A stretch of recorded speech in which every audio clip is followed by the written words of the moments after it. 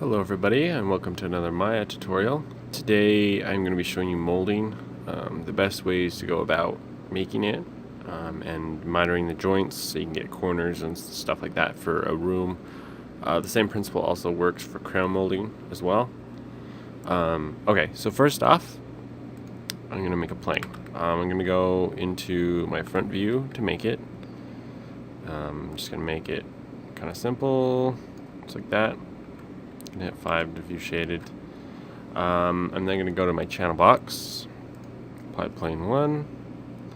I'm going to adjust my divisions a little bit until I have enough geometry to work with. Okay, so the basic idea is we're making the profile of the molding and then we'll extrude the molding out. This is the easiest way that I've found to do it, because you only are modeling one set of vertices, and then once you extrude it, you can duplicate it and just scale it lengthwise, and you'll be good to go. Okay, so I'm going to go to vertex mode, W, pull these down.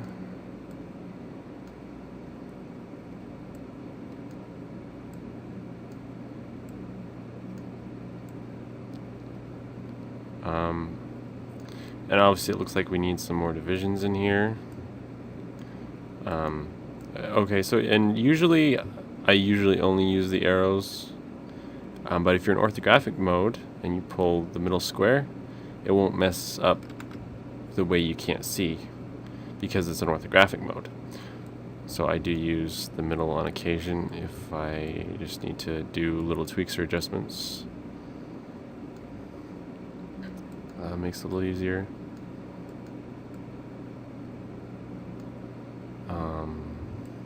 Pull this in a little bit, something like that. Let's bring this up so we have more of a hard edge here. Let's bring this out a little bit. I could also bring this up. Pull that in. Something like that. I could do it in more detail. You certainly could for yours. I'm just doing this to show you the technique. So then we would go back to our perspective view. Go to object mode. And then I'll just hit extrude.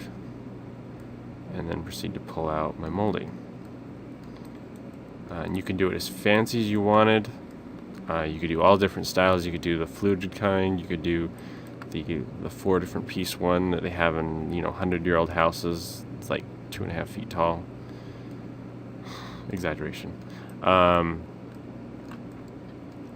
right. So then, for instance, if we wanted to get a sharp division here, we could select this edge, and we could hit harden edge, which is under normals. Harden edge. So we get a nice rounded look, and then we have a nice square bottom to our molding. Okay, so now we have our molding. If I hit Control D, duplicate it, and I want to make a corner. So I'm going to rotate this 90 degrees, holding J, rotating it back, like so. Hit F to fit it. So my pivot point moves. Move it. So I'm going to go to the top view to do this. So I can get them lined up. Move it so they're just like so. Okay. So the main idea we would have is we would take these faces. This is the first way I originally thought of it, and then I rotate.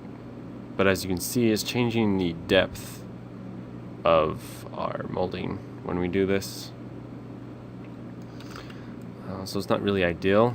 The most accurate way is to select the vertices, pull them like so.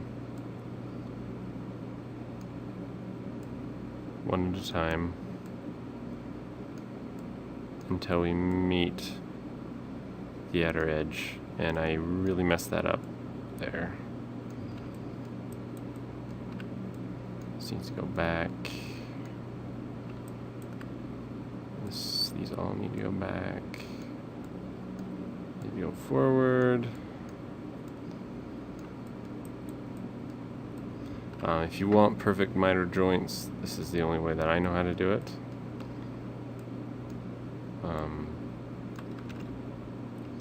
You could, and then you would do the same thing for the other one.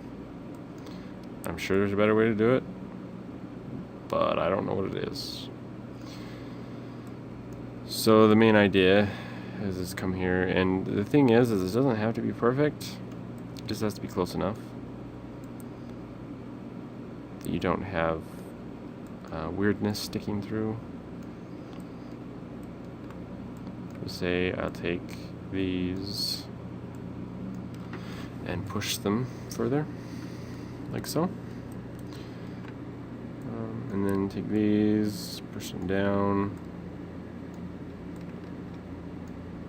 Whoops, select those, push them down like that. So if we look at this, it actually will fool the eye. You could also try rotating the face and then scaling the face. But as you can see, we can get really nice corners doing it this way. However, it is a little time consuming. So that's the basic idea of molding. And then if you, I always leave a piece unmodified, the original piece that I did, so I can always select it, duplicate it, move it to whatever wall I'm working on, and then scale it. And if you notice, since my pivot point is where the original plane was, and when I scale it, it's only scaling from the one end. So it makes it kind of nice. You can line it up in a corner, on an edge of something, and then you can just scale it, and it only does the one side. But of course I should have left the other one unmaimed if I was to do that. But that's the basics of how you do molding, how you would make mitered corners. Hope this helped, and I'll see you all in my next video.